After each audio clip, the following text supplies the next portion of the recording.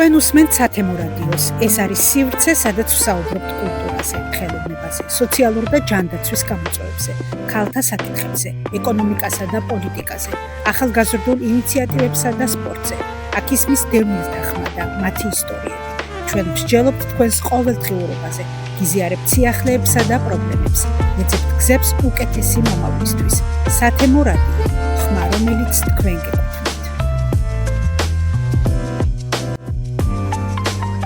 მოგესალმებით ძვირფასო რადიო მსმენელებო და ასევე მაყურებლებო, ვისაც საშუალება აქვს თან გვიყუროს, თან გვისმინოს.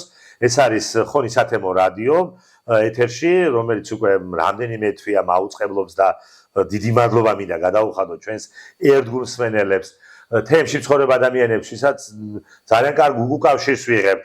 წერენ უამრავ რაღაცას, მათ შორის გვირჩევენ, თუ ვინ მოვიყვანოთ, თუ რა თემაზე ვისაუბროთ. ეს არის ძალიან მნიშვნელოვანი.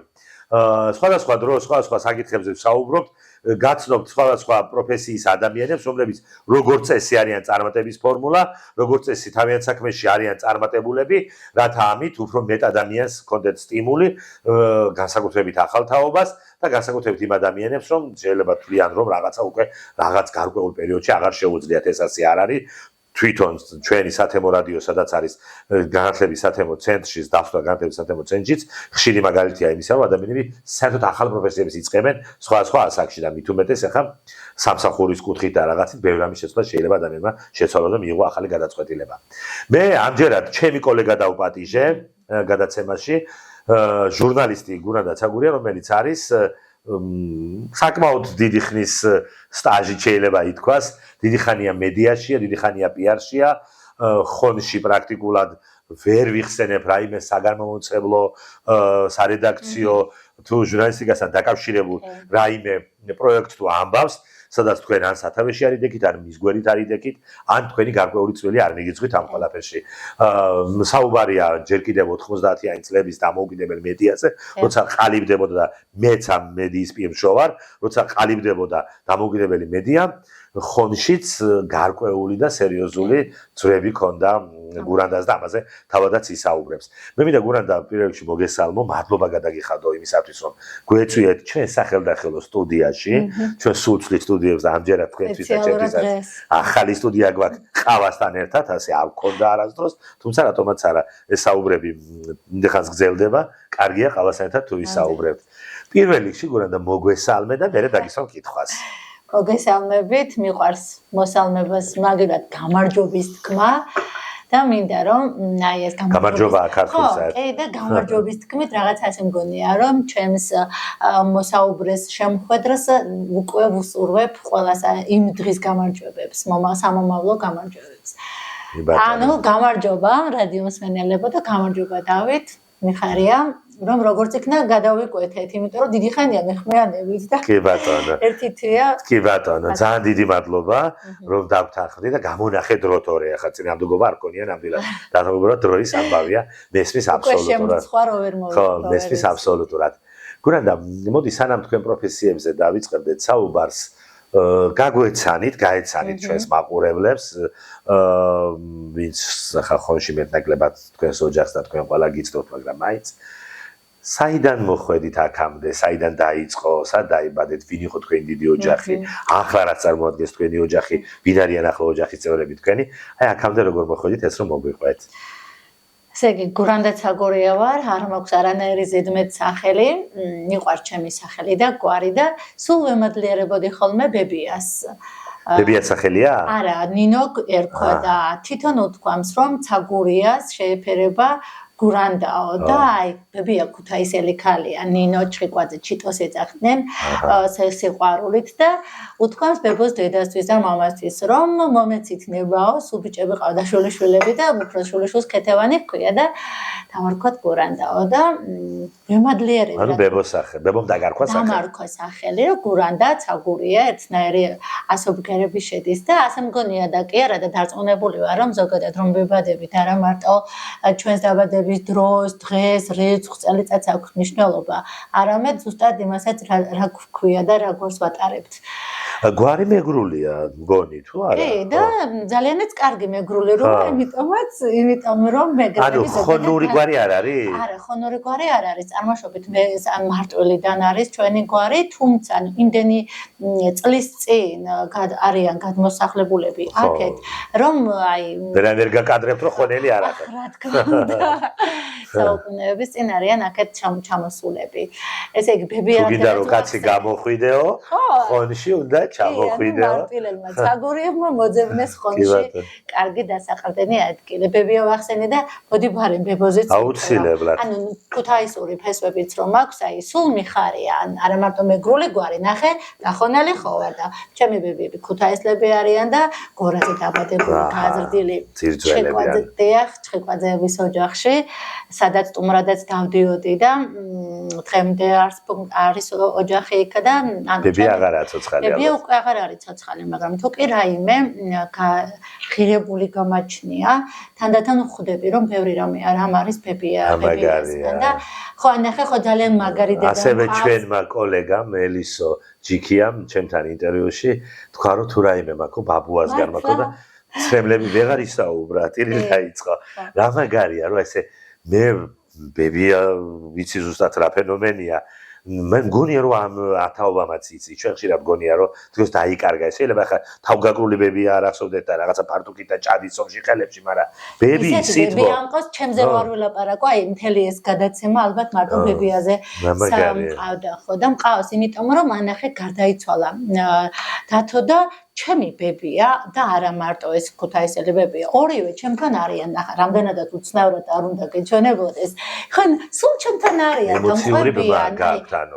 განუწყვეტლად ერთი დღე არ ყოფილა ეს რომ მე მეგზო რომ მათ გარეშე ვიყავი და ისე ბედნიერ ვარ ხოლმე ყოველთვის ერთი მარჯვნივ ერთი მარცხნივ ჩემი ეთერი ბებია და ჩემი ნინო ჩიტო ბებია და აი ძალიან ბედნიერი ვარ, ფაქტობრივად მარტო არა ვარ, იმიტომ რომ ალბათ იციან რომ მარტოობას ვერ ვიტან, ძალიან ეშინია მარტოობის.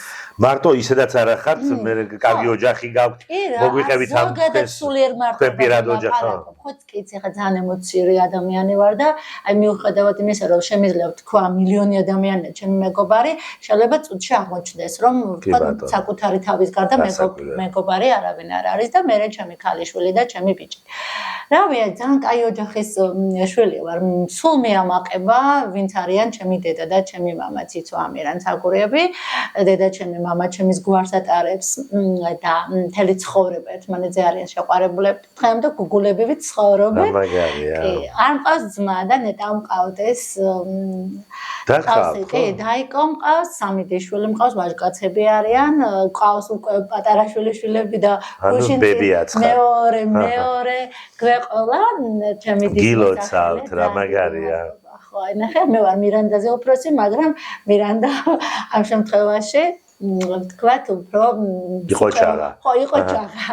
კი ბატონო, ჩემი შვილები არიან გევი ბუაძე, ანა ბუაძე და რა ვიცი, ვფიქრობ რომ ცოტა ვიყავით ტირანი დედა ვიყავი, რო არ დამიჯერა. კაცრი იყავით? ხეთქომ კაცრად გექცეოდნენ? არასოდეს. არა. უი, რა საინტერესოა. როგორც წესი მკაცრები არიან ის დედები, ვისაც ბავშვობაში ჰქონდათ ეს კომპლექსი. მე თვითონ ვიყავი, ნახე როგორი.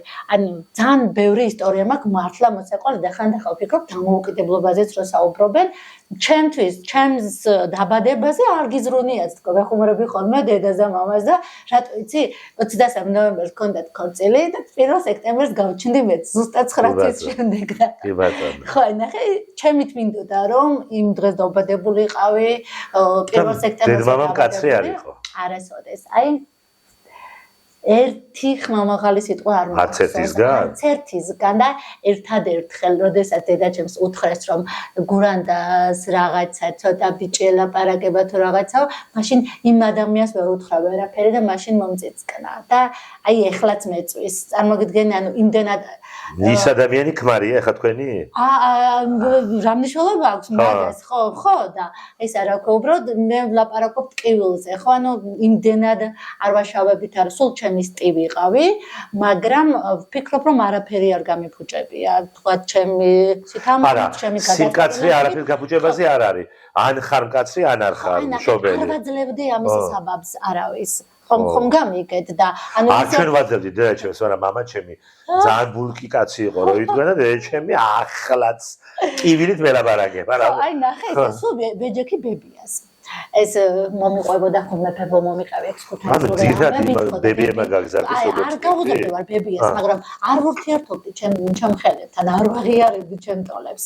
და ის ჩემზე პატარებს მით უმეტეს და ესა ბეჯექი ბებიას რომელიც მიყვებოდა ქუთაისურ ამბებს, იქ გორაზე როგორ მოდიოდნენ სკოლის ამბებს და თან რას. ბაბუას ბებიას მამა ვასილ ჩხეკვაძე ერთ-ერთი პირველი მანუფაქტურის მფლობელი იყო ქუთაისში და ნიგზის დამამზადებელი ქარხანა და რაები არ ჰქონდათ და ახლაც გვიდგა სახლში ავეჯია ანტიკვარი მზარმაზარი მაგი და რაღაცა მხოლოდ ფეხები. იქ დამზადებული. კი. და ძალიან უყვარდა სტუმრები რა და ამ სტუმართმოყვარე ოჯახში რო ყოფილიყო ბევრი ადამიანის მსვლელობა და მუდმივი ხასიათი ჰქონოდა ამ ყველაფერს წერდა ბებია ალბათ მაგას გავარდა წერდა თავისი დედაც მარიამი და მუსიკალური ხალხია უკრავდნენ მღეროდნენ და იწვევდნენ მეზობლებს ერთ დიდ ქვაბ საჭმელზე ეს საჭმელი შეიძლება და ყოფილიყო ან ლობიო ან ფლავი ან რაღაც მასიური საჭმელი ყოფილიყო და უკითხავდნენ წიგნებს, საუბრობდნენ ლიტერატურაზე, უსმენდნენ მუსიკას, მღეროდნენ თვითონ, თამაშობდნენ ფლიც და ეს ყოველი საღამო თურმე მთავრდებოდა აი ამ შეჭამანდით მერე და ჩანგლებიო რომ არ ყოფნიდაო ხაზოგჯერ იმდენი შევიკრებებოდითო მარიამიო დაგოჭრევინებდა პურს რაღაც თხელ ნაჭრებადო და დავახმოვდით წინასწარ პურის ჩანგლები ყოფილიყო და ერთი-ორჯერ შემოგძახებდნენ ხოლმე შემოგვეჭამა მარიამ ჩანგლებიო ანუ ხო წარმოგიდგენია ხა აი სულ ხედავ ხოლმე როგორ ისხდნენ ისინი იქ და რა ხდებოდა ხო ბებიას სახლში და გურანდა თქვენ ერაკითხოს მამასა 3-4 წლის ამ თქვენ ისე კარგად საუბრობთ და თემა მე მგონი მართლა მარტო მოგონებაზე რო ვილაპარაკოთ იღმა ძალიან საინტერესო მაგრამ მე არ მინდა ჩვენ დრო ისე გაგვექცეს რომ თქვენ საქმიანობაზეც არ გკითხოთ მით უმეტეს გადაცემის ნახევარი გავიდა უკვე თქვენ წარმოიდგინეთ მთელი ნახევარსაათიანი გადაცემა ხო აუცილებლად და არ გამოვიწყავ კიდე დაბადიჟებას თქვენ მაგრამ ჯერ გვაქვს კიდე საკმაოდ დიდი დრო გვაქვს რა მაინტერესებს იცით ეს რა ქვია ხონში საკმაოდ აქტიური ადამიანი ხართ. მოგვიყევით თქვენი აქტივობების შესახებ, საიდან დაიწყეთ და ეხლა თქვენ ხართ კულტურის სახლის პიარი, თეატრის და საკმაოდ კარგად უძღვებით თქვენ საქმეს და რამდენად კვეთაში ვართ ამ ამბებთან ყოველთვის ვაქცევ ყურადღებას. აი აქამდე მოსულიც გვაინტერესებს და როგორ მოხვედით აქამდე გაზეთის რედაქტორობით, ჟურნალისტიკით, მოგვიყევით თქვენი პროფესიის შესახებ. ესე იგი, ჟურნალისტიკაზე ჩავაბარე ქუთაისში მაქვს დამთავრებული, გახსოვთ მაგ წლები, როგორ ხდებოდა მიღება და რამდენ გამოცდას ვაბარებდით იქამდე ვიდრე გავიდოდით ოფიციალურ გამოცდებზე, გამიმართლა ჩავაბარე და მიხარია ის, რომ დღე მეკითხებოდნენ მაშინ ჟურის წევრები, რამდენმა მკითხა, რომ სად დავამთავრე სკოლა და სულ ვიტყვი, მე დავამთავრე სოფლის სკოლა და დღემდე ვამაყობ რომ მე ქუთაისის სკოლაში მყავდა ისეთი მასწავლებლები ეროვნულ გამოცდებზე როგორც წესი ყველაზე მაღალი შედეგები აქვს სოფლის სკოლის ბავშვებს. პეტრე ვაჭრიძე მეტი მოტივაცია გაქვს სწავლის და პრაქტიკულად თუ სწავლა გინდა სწავლობ მან 16 წლის ვიყავი რომ დავამთავრე სკოლა და როგორ მახსოვს პეტრე ვაჭრიძემ ხომ მკითხა დალი ვინ არა გამოცდებზე და კლარა კუბლაშვილმა გამომიძახა რომ ერთი მძიმე ჰქონდათ ქართულის თემაში მარტო დასმული და მართლა მკითხეს სად მქონდა დამთავრებული სკოლა და მადლობა ქუთაისის სკოლას რომ მქონდა ანუ თავიდანვე კარგი მოქართული იყავი ხო ალბათ ბებიას დამსახურებას დიდი იყო რომ 4 წლისას მომდიოდა ჩემს სახელზე გამოწერილი გაზეთები ну მაშინდელი პიონერი ნორჩილენინელი ოფიციალურად კი და სკოლაც რა ვიცი მე ვეწინააღმდეგებოდი ყოველთვის მასწავლებლებს და უამრავი მოგონება მაქვს მაგათთან დაკავშირებით დიდი კლასელებს დიდი მასწავლებლებს და ეს იყო რაღაცნაირი კრიტიკული აზროვნება ხო აი ჯანსაღი თქვენთვის უკვე სკოლაშივე იყო შეძენილი პირველ კლასში რაღაც როგორ დაწერეს დაფაზე ხო მე ვაცადე ვინ შეხედავდა იმას განა ვინმეს ყოველთვის მიხარია სხვისი წარმატება აი ყოველთვის და ალბათ რაღაც საჩუქრებიც ამიტომ მეგზავნე ეხება კოსმოსიდან და ვაცდიდი ვინ გამოიცნობდა მას და ერთხელ მასწავლებელსაც აღრობა პატი თქვენ შეგეშალათ დაწერა და ბავშვებთან რაღა გინდა თქო მაგრამ ამას არასოდეს არ ქონია სითაუხედეს ის აი იმიტომ რომ აუცილებლად მეტყოდა ყველა მასწავლებელი ამას ხო სულ ხუმრობ არა ისე საბჭოთა სკოლაში მაგის უნდა ძნელი გასაგებია რასაცხები პედაგოგიისგან თუმცა ძალიან მნიშვნელოვანია კრიტიკული მოსწავლე თუ იცოდნენ კრიტიკული მოსწავლის ფასი ესე კარგი მასწავლებელი ყოლიათ სპანერად მაშინ ეს შედეგი არ მეკნებოდა თქვა რაც მქონდა მე მისაღებ გამოცდებზე უნდა ხშირად გაიგონებ რომ აი კრიტიკა არის ძალიან მნიშვნელოვანი და როგორ აკრიტიკებ მე წეს კი რა თქმა უნდა ხო თეორიულად ჩავაბარე 22 წელსაც არ ვიყავი გაზეთის რედაქტორად რომ დამნიშნეს პრაქტიკაზე ინტერვიუს ჩასაწერად მისული გოგონა შენ ჟურნალისტიკაზე გამთავრებული ოთარ იყო ჯაფარიძე მაშინ მერი დიახ ჩამავლო ეგრევე ხელი და არც მიმაბრუნა გაზეთ ხონის რედაქციაში დავაარსეთ გაზეთი რეიტინგის 8 გვერდიანი ხანმოკლებით გამოდიოდა და აი მე გავხდი 22 წლის და აი მარტო სახელწოდება ჰქონდა ბატონ ოთარს და იმ რა თქმა უნდა სახელწოდების მიხედვით დავაგეთ ყველაფერი და საკმაოდ ხანი ფუნქციონირა ამ გაზეთმა მე ეშვილები გავაჩინე და გამომიძახეს ისევ ხონში და დამოუკიდებელი მედიის რედაქტორად მომიყვანა ალექსანდრე აკობიძემ ეს იყო გაზეთი თაობა რა ვიცი ჩემი სული გული და ყველაფერია გაზეთი თაობა 92 წლიდან გამოდის და რამდენი გამოდის ახლა ელექტრონულად ალბათ და ნებეჭდური ვერსიებით გამოდის, როდესაც აი ჩვენ რაღაცა ჭდება ან საიუბილეო თარიღია ან რაღაცა. აჰა, კი ბატონო, რამე. ძირითადად მედიისგან არსად წავსულ ვარ და ვარ სოციალური მედიის წარმომადგენელი და როგორც დამოუკიდებელი ჟურნალისტი და სხვათა შორის აი ამან მომცა და თო იმის შანსი რომ თავი გამომეცა და აბსოლუტურად უცხო გარემოში, აქ კაი ხონში მაქვს თქვა ავტორიტეტი ჩემი წონა და ნაცნობობა თუ ასეა თუ ისე გავლენა, მაგრამ როდესაც მივიღე მონაწილეობა ევროკავშირის თუ სხვა უცხოური ორგანიზაციების კონკურსებში, სამჯერ ვარ მაქვს გამარჯვებული პირველი ადგილი და რა ვიცი, ალბათ ამაზე დიდი ბედნიერება, როდესაც გეუბნებიან რომ სრულად კომისიის წევრი დღემდე რო არიცი ვინ არის ორგანიზაციის მე მესამე ადგილიც მახარებდა და მეორეც ხო ახლაც ამაკ ერთი ორი გაგზავნილი და ნახოთ რა იქნება ანუ ეხაც აქტიურ ჟურნალისტის საქმიანობას ეწევი კი აი გუშინ წითად გავაგზავნე საკონკურსო სტატია ერთ ორგანიზაციაში ამჯერად ქალის თემებზე და ნახოთ რა გამოგვივა ხო, რა ვიცი, ანუ ჟურნალისტიკიდან არსად არ წავსული. კი ბატონო, თქვენ ქალის თემა ახსენეთ, უნდა გითხოთ, აქვე ჩაგეკითხოთ. ხო და რამდენი თემა გრჩება, უთქმელი წარმოგიდგენია. იმიტომ რომ ძლიერი ქალის ბევრი მაგალითი ვნახე მე ხონში. წარმატებული ახალგაზრდა ქალბატონები, იგივე ქალბატონი ელისოვიც ვახსენე, იგივე აქ ელენე არაჩოვლები გოგოა, იგივე მარიკა ვაჭარაძე, აი ძალიან ელენე ცაცუას გულისხმობ, ძალიან ბევრი ისეთი ახალგაზრდები არიან, რომლებიც ყველგან ჩანან და ბევრი სხვა რეგიონებიდან იმერეთში ესე არ მინახავს. რაღაცა წარმატება ქალბატონი მინერი თუ გიდა და ქალბატონი გულია და ქალბატონი მერი ბარაბაძე, არ ვიცი ვინმე არ გამოჩეს, რამდენი ქალბატონი თინა მწერალი, რამდენი რამდენი წარმატებული ქალი ვიცით, ხო ქალბატონი მარიანა თუ გინდა რომელიც საჯარო სამსახურშია, ხო, აი ბევრი წარმატებული ქალი ვიცი და მათ შორის მოგიაზრებთ, რა თქმა უნდა, თქვენ და იმიტომ ხართ აქ მოწვეული.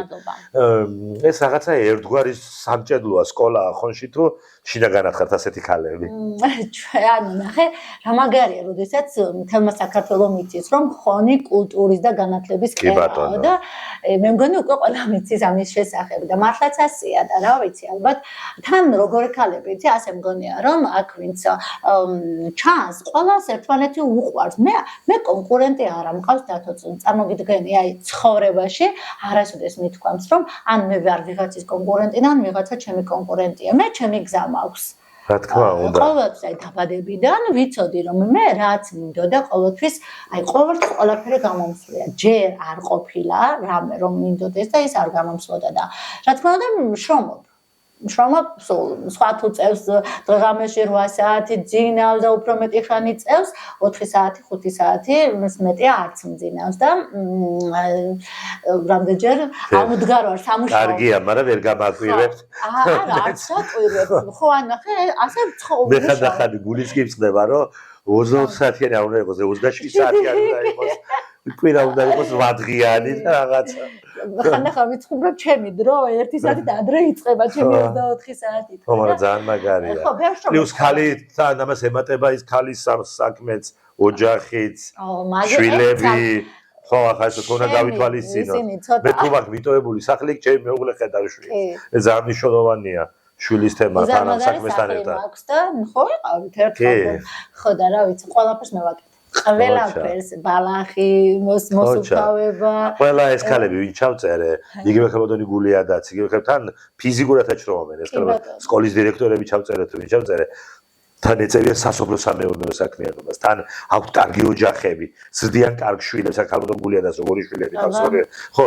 ეს და თან არ არის მოქალაქია როგორი არტისტია გავიგე რომ ნიჭიერი არტისტია მაგრამ ამ ნიჭიერებთან ერთად რამდენი რამეს აკეთებს ეს ქალბატონი რესტორანი რესტორნები და ისა სასტუმროების კომპლექსი ხო გააკეთა პატარა ოჯახო კი ბატონო ხო და ეს არის ძლიერი ქალი ქვია ამასთან და თქვენს ნამდვილად როცა ლაპარაკობთ ზერკალზე გულისხმობთ თქვენს არა მარტო თხონში ზოგადად და ჩვენი დრო ძალიან გარბის და აუცილებლად მინდა რომ გკითხოთ ვიწყებთ კითხვაზე პასუხი ხო ბოლომდე ვერცერთ ვერ მივიყანეთ იმიტომ რომ მინდა რომ ბევრი მოვასწრო აუცილებლად მინდა გკითხოთ ბევრი ბურადა უნდა ვიყოთ ხო ხანდახან აუცილებლად გკითხოთ თქვენ ახლანდელ სამსახურზე კულტურის ცენტრის პიარზე იმიტომ რომ ძალიან ბევრ საქმეს აკეთებთ იქ თეატრის იუბილეტი დაწყებული კონკრეტულად ვინმეს იუბილეები სპექტაკლები გასტროლები ფესტივალები ჩართული ხართ ყველაფერში სცენაზე თამაშობთ კიდეც ხო ხან მიკროფონით ხედავთ სადმე მღერით ხან ამ სცენაზე ხართ მე არ მიგვირს მაგრამ მე ის მიგვირს რომ ქალიც ამდენს ასწრებს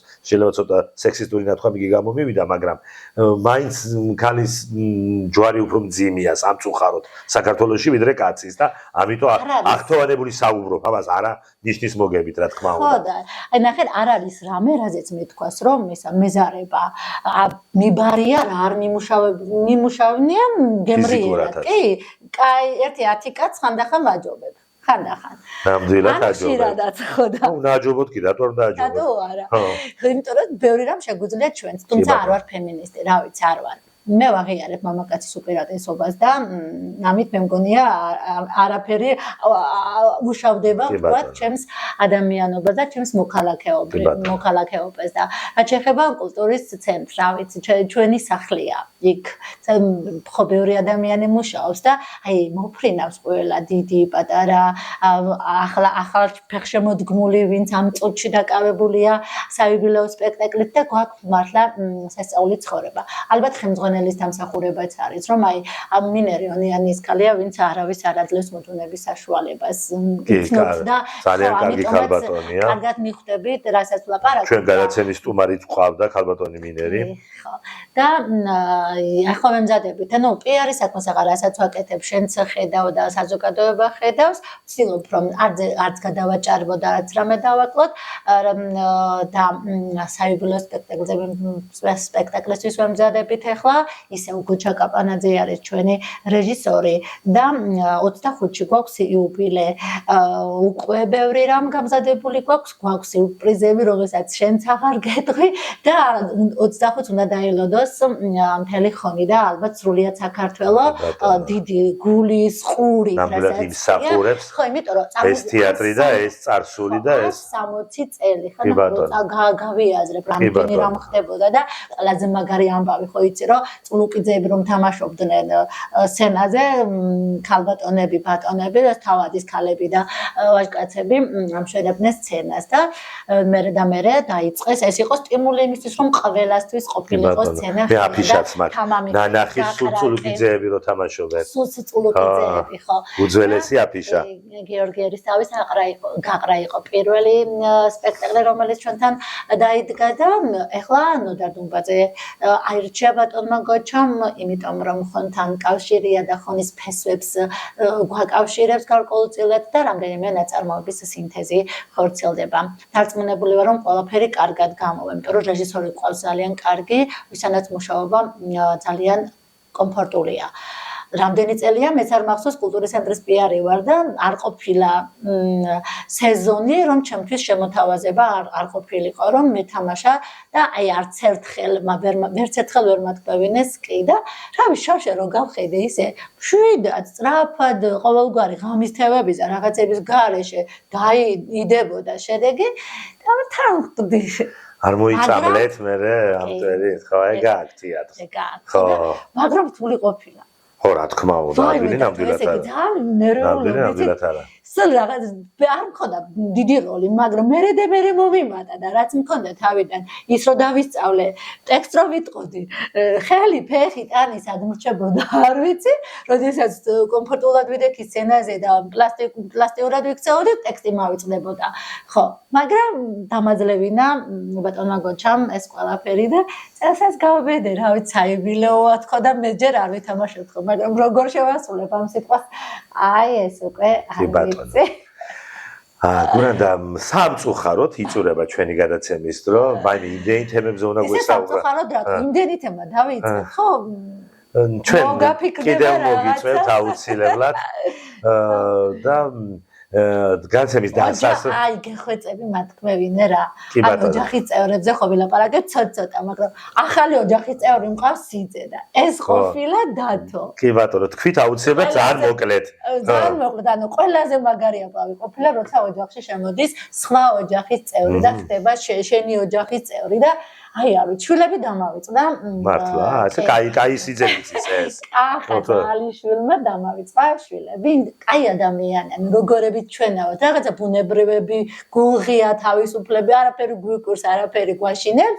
აი კიდევ უკეთესი ადამიანი არის და რა ვიცი, მინდა რომ ბევრი იყოს სიძეები და ძლები, ხონელებს ყავდეს აღმოსავლეთიდან, ოღონდაც ჩვენებურად კარგები, ჩვენებურად გემრიელები და აი მერულის იმასთუმართ მასპინძლობა რომ არ გაუკვირდება კახელ წარმოშობით კახელ ადამიანს რა ვიცება მაგარი შეგრძნება რა კი ბატონო მე მგონი საუბარში დავიბენე სიდედრის ამბულაში ახალ ბედა ხარ სიდედრი არა ვარ მე ჩვენ ხელშეკრულება დავდეთ აი ასე მაგრამ ნუ ასეთი დეფინიციით ვამბობ უბრალოდ როგორც იწოდება ზოგადად საქართველოში ისე რომ წარმატებებს გისურვებთ თქვენ შვილებს ახლად შექმნილ ოჯახს თქვენ სამსახურებში ყველგან ყველაფერი საუკეთესო სუფევდეს მინდა ძალიან დიდი მადლობა გადაგიხადოთ სტუდიაში მოძანებისათვის ისეთი საინტერესო საუბრისათვის რომ დამთავრებას რომ გეგულობ არ გვიხსენები ამიტომ რომ აღარ არის ამდენი დრო უბრალოდ ამიტომ დავიტოვოთ იმედი რომ ეს გადაცემები გრძელდება ნოემბერში, დეკემბერში და დიდი ეჭვი მაქვს რომ ეს პროექტი კიდე გაგრძელდება და აუცილებლად დაგვატიჟებთ აუცილებლად ძალიან დიდი მადლობა. მე მინდა ჩვენს რადიო მსმენელებს და ჩვენ მაყურებლებს შევახსენოთ ჩემი გადაცემის სტუმარი იყო ხონისათემო რადიოს გადაცემის სტუმარი იყო ქალბატონი გურანდა ცაგურია რომელიც გახლავთ ჟურნალისტი ჩემი კოლეგა და ჩემი მეგობარი და აქვე აუცილებლად უნდა ვთქვათ ეს გადაცემები შესაძლებელი გახდა DVB International-ის მხარდაჭერით რომელიც ხონში ძალიან ბევრ და საერთოდ საქართველოში მაგრამ ხონშიც ძალიან ბევრ და სასიკეთო საქმეს აკეთებს. კარგად ზანდებოდეთ. კარგად ზანდებოდეთ.